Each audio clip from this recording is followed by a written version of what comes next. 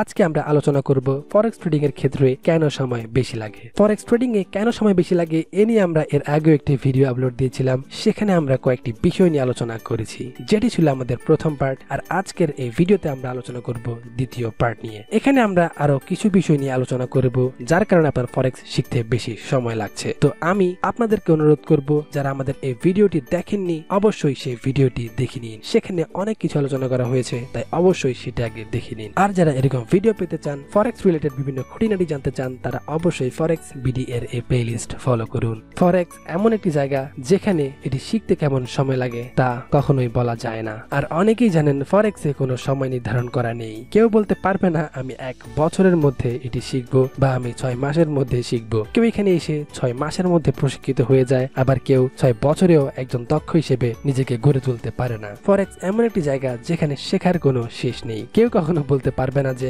আমি একেবারে শিখে শেষ করে ফেলেছি। তো এখানে শিখতে সময় লাগার অন্যতম একটি কারণ হচ্ছে বিভিন্ন ইন্ডিকেটরের ব্যবহার। আমরা প্রত্যেকেই ইন্ডিকেটর সম্পর্কে জানি এবং কম বেশি অনেকে ইন্ডিকেটর ব্যবহার করেছি। সবাই চাই এমন কোন ইন্ডিকেটর পেতে যেটা আমাদেরকে অনেক সাহায্য করবে, কিন্তু ইন্ডিকেটর বলতে এমন একটি জিনিস যেটা আপনার অ্যানালাইসিসের ক্ষেত্রে সাহায্য করবে, কিন্তু আমরা ব্যবহারের ক্ষেত্রে ভুল করে বসি। এটাই হচ্ছে আমাদের বড় সমস্যা। অনেকে তার অ্যানালাইসিসের ক্ষেত্রে 2 থেকে 3টি বা এর বেশি ইন্ডিকেটর ব্যবহার করে থাকে, যা ট্রেডিং এর ক্ষেত্রে একটি বড় ভুল। কারণ এতে আপনাকে এক একটি ইন্ডিকেটর এক এক রকম সিগন্যাল দিবে, তখন আপনি নিজে কনফিউজড হয়ে যাবেন। আবার অনেকে আছে একটি ইন্ডিকেটর বড়জোর 2 সপ্তাহ বা 1 মাস ব্যবহার করে এবং তারপর সেটি ছুঁড়ে ফেলে দেয়। তারা কখনোই বুঝতে চায় না যে একটি ইন্ডিকেটর দিয়ে যদি 1 মাসের মধ্যে সাকসেস হওয়া যেত, তাহলে ফরেক্স শিখতে 1 মাসের বেশি সময় লাগতো না। শেখার জন্য 1 মাস কোনো কিছুই না, এটি নগণ্য সংখ্যা মাত্র। তাই আপনারা নিজের ক্যারিয়ারের জন্য অবশ্যই সঠিক উপায়ে ইন্ডিকেটর ব্যবহার করবেন। 1 মাস এটি ব্যবহার করে তারপর ছুঁড়ে ফেলে দিলে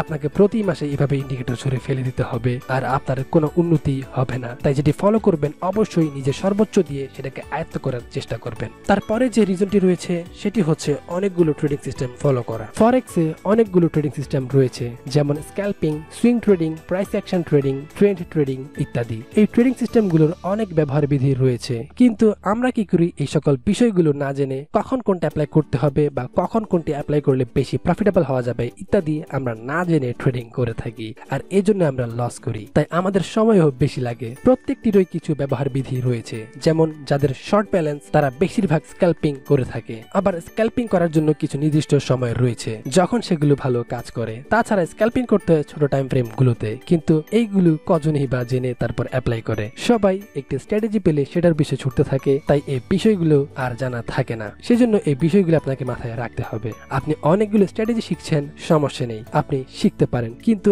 আপনি যে স্ট্র্যাটেজি শিখছেন বা ট্রেডিং সিস্টেম শিখছেন আপনাকে অবশ্যই আগে সেই ব্যাপারে ভালোভাবে জানতে হবে, যেমন সেটা কোন টাইম ফ্রেমে বেশি কাজ করে, কোন সময়টাতে কাজ করে বা কোন পেয়ারগুলোতে ভালো কাজ করে, সবকিছু আপনাকে জেনে তারপরে ট্রেডিং করতে হবে। তাই অবশ্যই আপনারা যখন কিছু শিখবেন তখন সেই ব্যাপারটি নিয়ে খুঁটিনাটি সবকিছু জেনে তারপর আপনি রিয়েল ট্রেডিং এ অ্যাপ্লাই করুন। তারপর আরেকটি বিষয় হচ্ছে বেসিকে দুর্বল থাকা। ফরেক্সে অনেকে ট্রেড করে, কিন্তু এর বেসিক কজনই বা পুরোপুরি জানে। হয়তো আপনি ভিডিওটা দেখছেন, আপনি নিজেও বেসিক পুরোপুরি জানেন না, অথচ ট্রেডিং করছেন মাসের পর মাস। এমনও অনেক রয়েছে যারা ফরেক্সে আসে অনেকদিন যাবত ডেমো ট্রেডিং করছে এবং রিয়েল ট্রেডিং ও করেছে, কিন্তু এখনো পেন্ডিং অর্ডার দিতে জানে না। এই ক্ষেত্রে লস কার হবে, যে সব জানে তার নাকি যে জানে না তার? ধরুন আপনি গাড়ি চালানো শিখতে যাচ্ছেন, কিন্তু আপনার বেসিক জানা নেই, তারপর আপনি গাড়িতে উঠে বসলেন শিখার জন্য।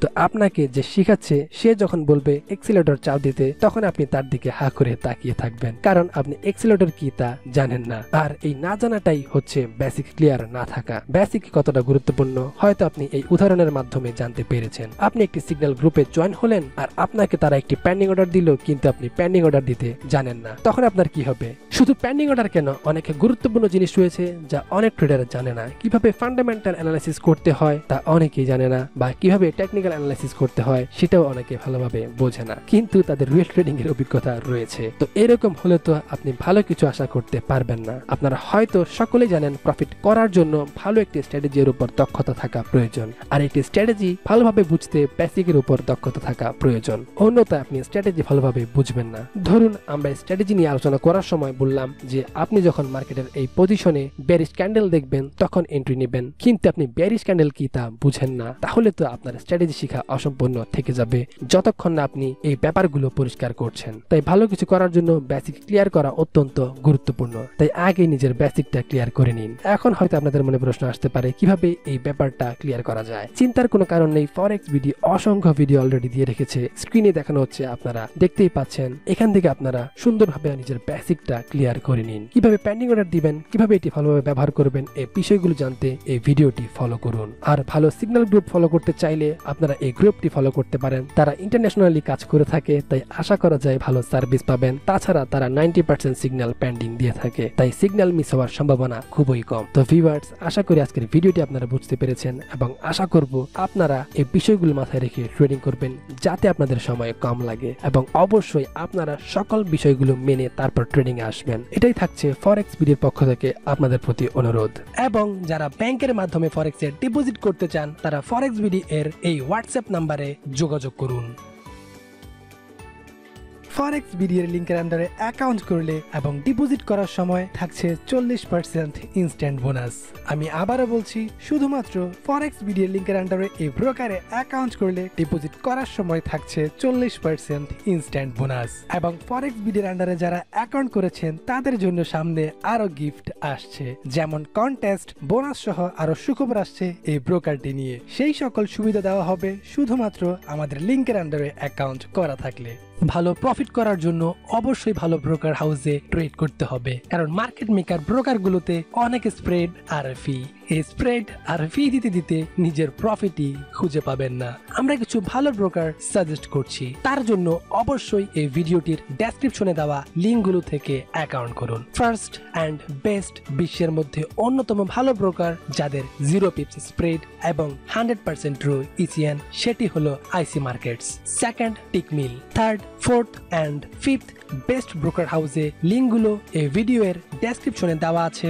একসাথে এই ফরেক্স ব্রোকার গুলোতে অ্যাকাউন্ট করে একই ডকুমেন্টগুলো সাবমিট করে ভেরিফাই করুন। আমাদের দেখা ব্রোকার গুলোর মধ্যে এই ফরেক্স ব্রোকার গুলো অন্যতম ভালো ব্রোকার হাউস, তাই এই বেস্ট ব্রোকার গুলোতে একসাথে অ্যাকাউন্ট ওপেন করে ভেরিফাই করে রাখুন, ভবিষ্যতের কথা মাথায় রেখে।